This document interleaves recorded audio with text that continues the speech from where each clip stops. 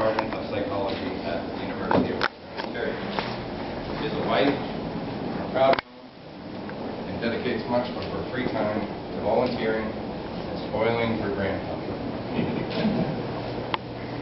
In 2013, Alyssa's life and her family was profoundly changed by workplace tragedy. Today, Alyssa is here as a volunteer of the Threads of Life, an association for workplace tragedy family support, and its Speakers Bureau. The Threads of Life helps families affected by workplace fatalities, life-altering injuries, or occupational disease, along with their journey of healing. It provides these families with referrals and a one-on-one peer support program delivered by trained volunteers who have experience with workplace tragedy. Threads of Life is currently working with more than 2,300 family members across Canada who have been affected by workplace tragedy. Many things have changed in Alyssa's life since that fateful day, and here's her story.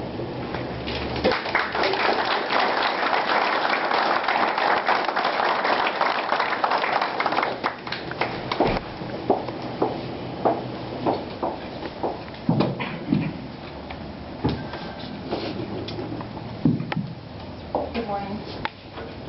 Can you hear me okay? That way you can't see my hand shaking. Good morning, and thank you, Dan, to all of the dignitaries who are here today, both on the front panel and in the audience. I also want to thank our RCMP representatives. Thank you very much for all that you've done and continue to do. I also want to acknowledge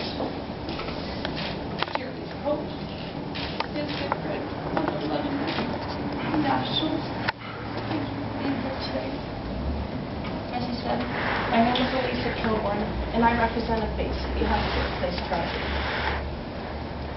The day of mourning is set aside to acknowledge the loss of lives in the workplace. While every day is a day of mourning for me, I wanted to share a face and a name with just one of the many, many people that we are remembering today.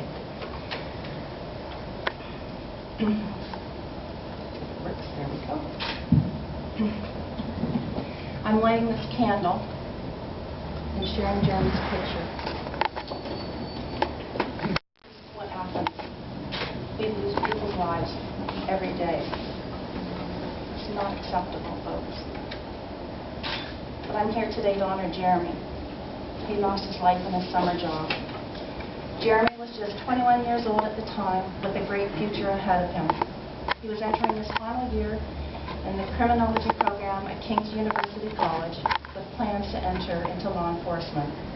He was a beautiful young man that was loving life and making a lasting impact on all those that he met. Being Jeremy's mom gives me the privilege and the right to brag about my wonderful son. But in all actuality, he was just like many of you right here in this room, your average person.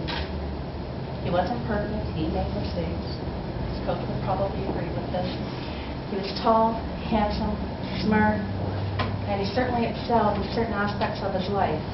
Yet he also experienced hardship and heartbreak, but he always knew he was surrounded by his friends, family, and his relationships. Jeremy had many interests, whether that be fishing, hunting, camping up in Killarney Provincial Park, or taking in a Toronto Blue Jays game, or a London Knights hockey game. He was known for his exceptional baseball pitching skills, but also for participating in Iron Chef cooking competitions and the infamous New Year's Day football game with his buddy.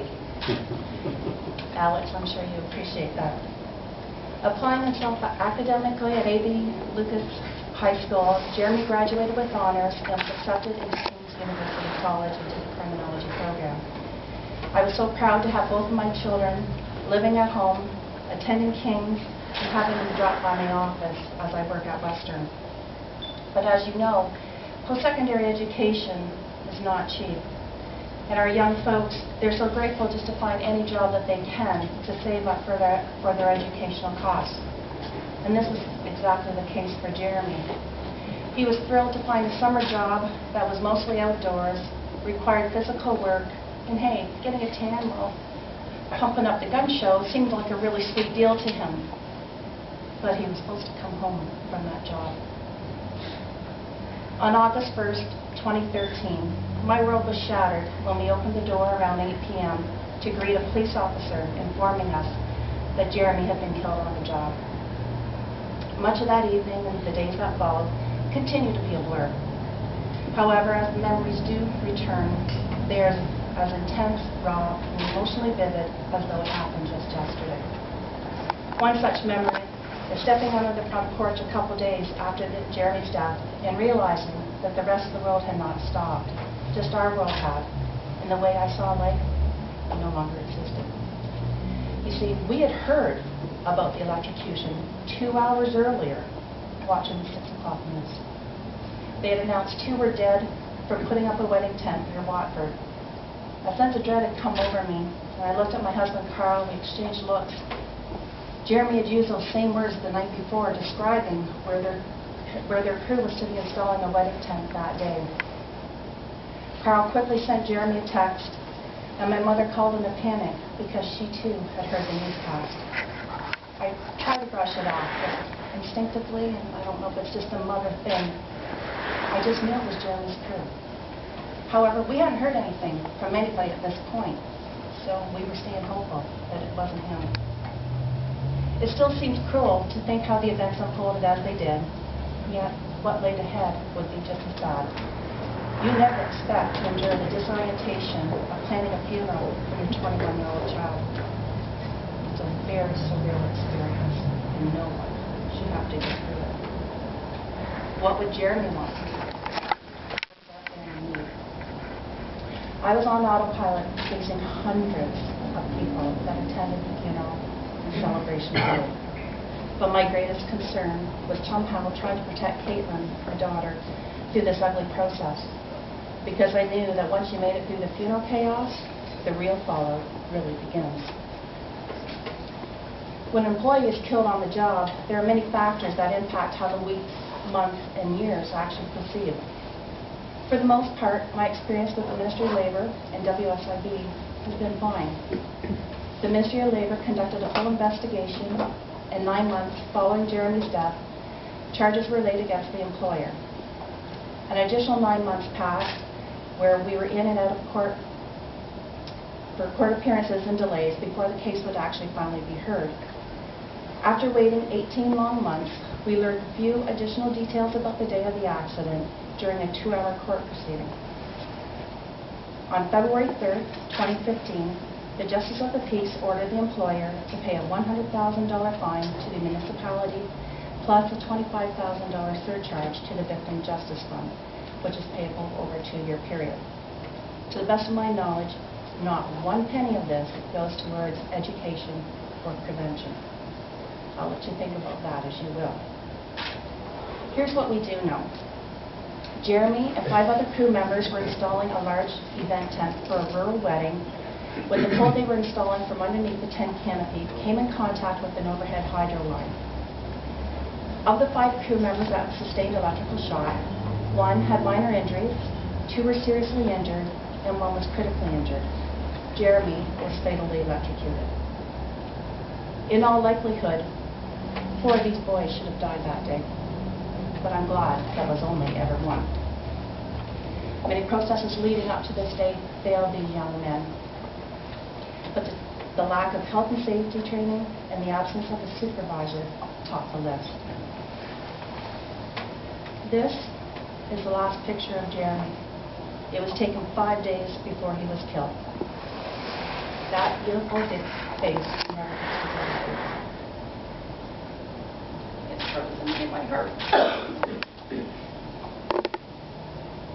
And it's hard not to wallow in all the things that we're going to be missing out because of Jeremy's death.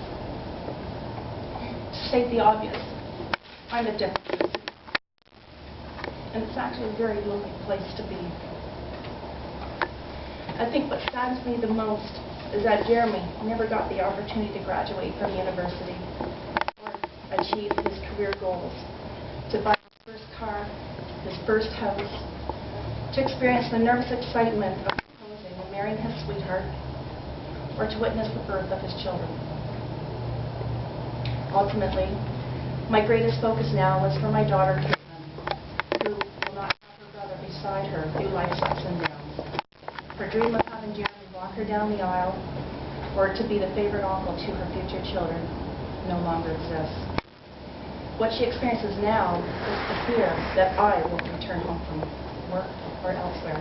The same fear I have every time she leaves our house.